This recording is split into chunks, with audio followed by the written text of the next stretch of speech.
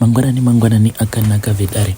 Tinokuchingamidza zvekare kune chimwe chirongwa pano paZim Facebook Secrets and Confessions. Tadzoka zvekare nemamwe messages. Rekedzai tibva tapinda mumamessages edu atadzoka takakubatirai. Message yedu yokutanga yakamira sekudai so: hanzi makadi zvenyu mukoma, ndinokumbirawo kuti munge muchindiposterawo nyaya yangu makavika chitupa changu. Inini nemurume wangu nemunin'ina wangu takatorera imwe handzvadzi yangu ari kuSouth Africa uyo ainge aine chipo chehuvhimi. Takabva tazomutorera chipo chake ndokubva tazoita kuti chipo ichocho chinge chichizoiswa pamurume wangu. Mari dzose idzo dzatiinadzo dzainge dzichifanira kunge dziri mari dzehandzvadzi yangu, but takaona kuti nehurombe hwake ainge agara zvake ari munhu aingogara achingodyiwa nevanhukadzi. Tikabva taona kuti kunyange akanzi aita millionaire, it's an obvious case kuti aizongodyiwa mari dzacho dzose idzodzo nevasikana ikoko kuJoni. So mukomana Shi zvatakaita ndezvekuti takabva tazoenda manje kune vamwe gogo vanoitawo zvekung'anga. Saka tichienda kuya tainge tichida kubvunza kuti tinge tichiziva kuti zvaisaita here kuti shavi racho iroro rehuvhimi tinge tichizoritora, kana ratorwa shavi iroro then robva rachizoiswa pamunin'ina wangu. Saka gogo vaya vakabva vazoti zvainge zvisingaitika kuti shavi iroro rehuvhimi ringe richizotorwa richizonoiswa pamunin'ina wangu, nekuda kwekuti iye sezvo ainge asati aroorwa hanzi zvaikwanisa manje kuzomutambudza panguva iyo yekuti anenge ava kuda kuroorwa. Zvikanzi shavi racho rehuvhimi kana riri pamurume rinenge richingomuvhimira mari, but take note vakati hanzi kana richivhima mari kudaro uye zvekare rinenge richiuya nevanhukadzi zvikabva zvazonzi worse of all kana rikazoendeswa pamunhukadzi zvinobva zvazoita worse because hanzi vanhurume vanenge vongouya kwaari non-stop. Saka takabva taona kuti zvaikwanisa kuzonetsa mwana, ndo patakabva tachizotaura navo gogo vaya takabva tati nai gogo, saka hazviiti here kuti shavi racho tinge tichizoritora, kana taritora then tinobva tazoriisa pamukuwasha. Gogo vaya vakambotanga vachivafunga nezvazvo vachingodzungudza musoro wavo vachiti vazukuru muri kuzviziva here kuti ingozi iyi. Vakabva vati mafunga here kuti mashavi ekwana atezvara ange achizoenda kunosimudzira dzinza remukuwasha. Takabva tazotaura navo gogo vaya tikabva tati ivo vaifanira kuti vange vachizotiudza kuti kana iri ngozi then inofanira kuti inge ichizoripwa nei, nekuti already tainge tiri pakutambudzika. Murume wangu kudzidza ainge akadzidza, but kuti ange achiwana basa zvainge zvichinetsa. Ukuwo handzvadzi yangu munhu wekuti aigara achingotaura kuti sisi ikozvinozvi ndabata mari yakati, but mari idzodzo ainge achingodzidyiwa. Aiva nomwe mukadzi wake wekumasvingo uko akatosvika pakutovaka malodge nekuda kwemari iyo yaainge achipiwa nehandzvadzi yangu. Apa isusu panguva yacho tainge tichitambudzika zvisingaiti, ndokusaka takazoita that decision. It was not an easy decision and ndikukunyeperai mhuri yeZimbabwe. Mukomana Shi gogo vaya vakabva vati zvatainge tichida kuita zvaida kuzoti handzvadzi yangu iye asati ashayika then tobva tazomuripira.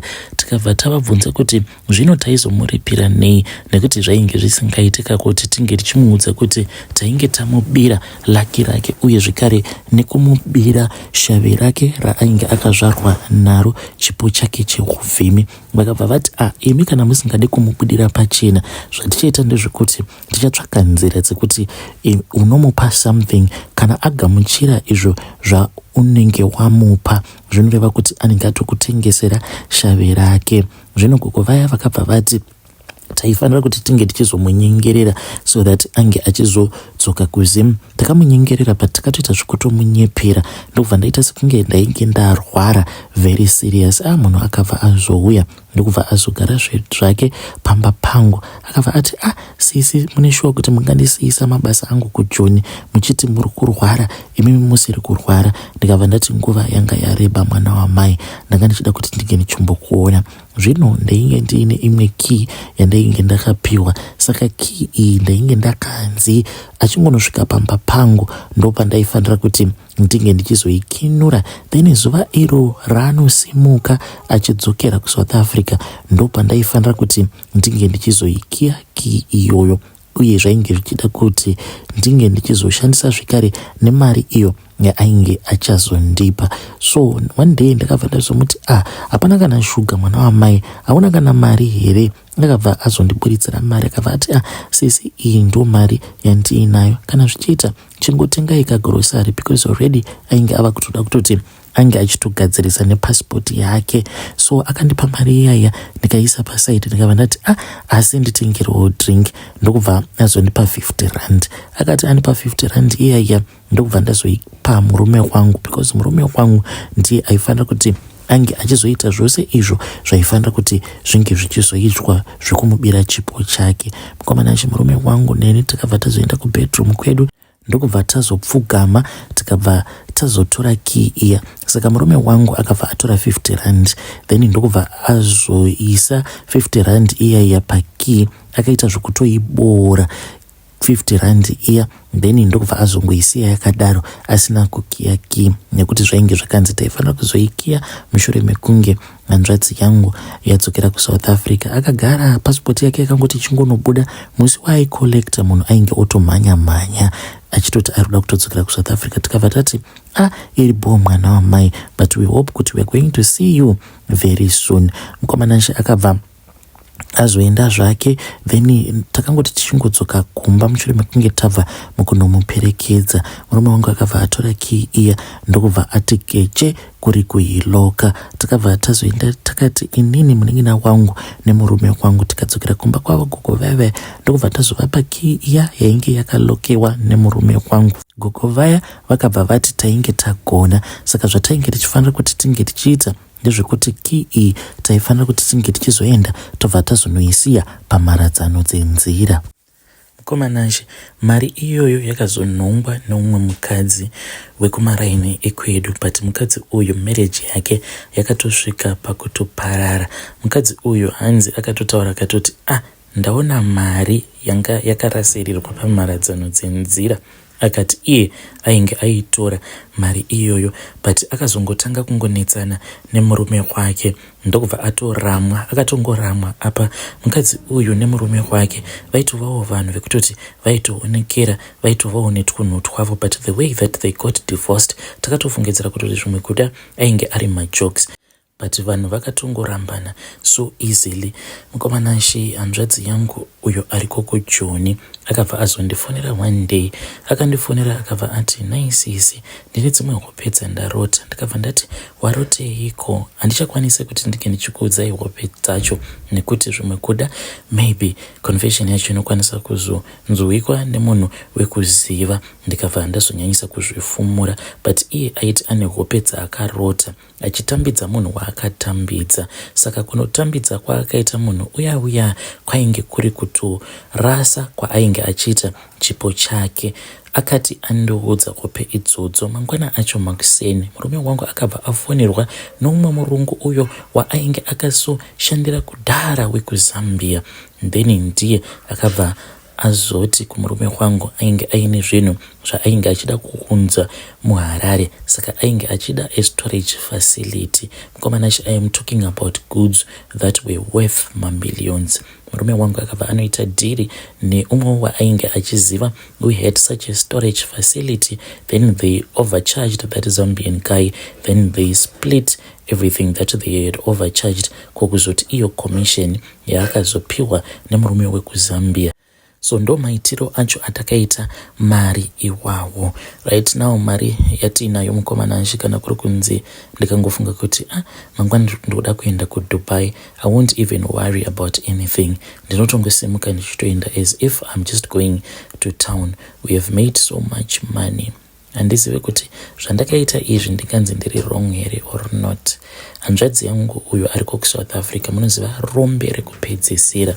Akati asvika kuSouth Africa, hanzi akatomboshanda noumwe murume ainge achibata matenda eEscom.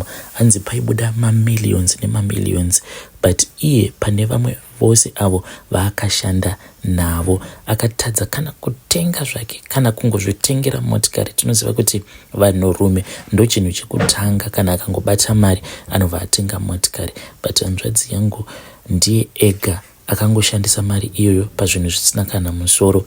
hanzi ikoko kujoni, hanzi aita kuhosta vakadzi veko kujoni 24/7. Hameno kuti ane vana vangani kujoni ikoko nema South Africans. Saka takatongoona kuti zviri nani kuti shave iri ringe richishandira zviripo rather than kuti rizongoshandira vakadzi veko kuSouth Africa. Ini nemurume wangu nemunin'ina wangu, this is our own secret. Munin'ina wangu kana murume wake akati kuti haangambomuudzi.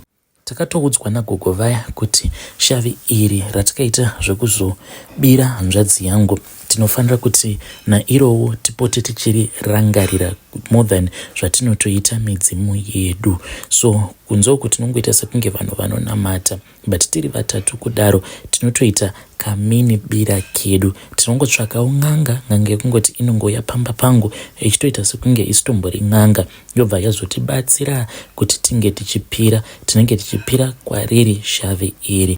Kana tapira kwariri kudaro rinobva rafaraka, robva rapinda mumasango, robva ratanga kutishavira. Mukomanashi hanzvadzi yangu angadai atori munhu ane mari, but urombe ndo hwakamunyanyira. Vedare ndo message iyo yandakatumidzirwa ichibva kuna vahanzvadzi vedu. Zvakangoma hazvo vedu hanzi ndodawo kungoziva kuti zvatakaita izvi ndinganzi ndakatadza here kana kuti, because ivo vari kuti still chipo chacho ichocho ndo chipo futi chiri kungotichengeta isusu mudzinza, chiri kutotichengeta hanzi more than machengetero awo achainge chichitiita pachainge chichishanda chiri pahanzvadzi yangu. So ngatitaurei navo mucomment section. Rekedzai tibva taenda panyaya yedu inotevera. Nyaya yedu inotevera yakamira sekudai. So hanzi makadi zvenyu mukoma, ndinokumbirawo kuti muge muchindiposterawo nyaya yangu makavika chitupa changu. Ini mukomanashi ndauya pano ndine confession yangu iyo yandinayo. Ndoda kureurura kuti nditori munhu anochiva vamwe varume seni. Kuti nditi zvakatanga sei handitombozivi, zvakangotanga all of a sudden mukomanashi. I really did not even know how it started. Ndakangotiwo one day ndakangonzwa kuti but panapa why is it ndichiti kana ndikatarisa friend yangu ndinobva ndatanga kunzwa mafeeling. So I tried to pray about it, then zvakazongoramba zvichingowedzera until finally ndazonyengwa nomwe muSouth African. Sezvamunongoziva kuti muno muSouth Africa vazere ivava varume apa vamwe vacho vanotoita sekunge vanhukadzi. Akandinyenga mukoma, kundinyenga kwaakandiita akatondivhundutsa, because one day as I was driving into my yard akabva angomhanya ndokubva atotanga kundivhurira gate pipe. When I drove into the yard ndokubva azotaura neni akabva anditi iwe ndoda kuti kaungotitengerewo drink nekota. Then ndakabva ndatovhura wallet yangu akabva ati yo imari yose iyo. Ndikabva ndaseka, akabva anditi audi here kuita blessa wangu. Ndikati blessa chi ichocho? Ndenge ndisingatombozivi kuti ko blessa chi. Akabva anditi unoita zvako boyfriend yangu uchingondiita pose paunenge uchida as long as uchingondichengeta. Mukomanashi hana yangu yakarova, ndobva ndaramba ndakamutarisa. Akabva aburitsa foni yake akabva ati fast ndipe manumbers ako tisati tabatwa nemukadzi wako. Ndakabva ndamupa mafoni numbers angu, akabva atotanga kutonditumidzira manude ake. But chakandinetsa ndechekuti instead yekuti ndinge ndichisemeswa nazvo zvaainge achinditumidzira sikarudzi yake, ndakatoona sekunge zvainge zvichitondinakidza. Then ndokubva azonditi ainge achida kuti tinge tichizosangana mutauni. Takasangana mutauni mukoma. Zvakawanda hangu handikwanisi kuti ndinge ndichikuudzai, but nekuzorisecha so far ndokuzama kuti ndinge ndichigadzirisa dambudziko iri riri pandiri. Ndine rimwe documentary iro randakazoona. Saka mudocumentary umu ndakanzwa zvichinzi hanzi itori mission yevamwe vanhu ivo vanozvikudza kuti vanofanira kuti vange vachizocontrola everything. Hanzi vari kuda kuti varume vazhinji vange vachizoita ngochani. Amino hanzi mvura idzi dzatinonwa dzeCity Council dzine mamwe machemicals awo anokonzeresa kuti mahormones emunhurume aya anoita kuti ange achinzwa kuda munhukadzi. Hanzi mahormones iwawo nekuda kwemachemicals ari mumvura iyi yatinonwa yecity council, hanzi anobva azoita kuti kunge kuchizova nemamwe mahormones awo anozoita kuti asaanzwa kuda vanhukadzi but ange achizongonzwa kuda vanhurume. So I don't know kana variko vamwe vakambosanganawo neinformation iyo yandakasangana nayo. Handisi kuti zvinhu zvandiri kuita zviri right, but it just came as a surprise to me because pandakaona documentary iroro kana kuti kungosecha kuti they are turning the frogs into gay, unokwanisa kuzototanga kutoona imwe information. So I feel as if zvimwe izvo zviri kuitika maybe vari kutoti controller, because inini ndakatozvarwa ndiri munhu ainge achifarira vanhukadzi uye zvekare kubva ndiri kuhigh school kuzonosvika ndichizonorora madam. I was a player ndichizonorora madam ndaiva nevasikana vainge vakawanda vandainge ndichidanana navo. I never thought for a single day kuti ndingazosvika pakunorara nemunhurume akaita seni. Ndichange ndichizotevererawo mucomment section mukoma kana mukapostawo nyaya yangu. Vedare ndo message iyo yandakatumidzirwa ichibva kuna mukoma vedu. Saka kune avo vanogona zvemaresearch kana muchikwanisa kuti secherawo hanzi kana ukasecha kuti they are turning the frogs into gay, please come back and tell us kana mamboita research yo. Saka zvinoreva kuti kune agenda here yekuti vanhurume vanofanira kuti vange vachizoita izvozvo zvekurarana nevamwe varume zveungochani. Strange things do happen in this world.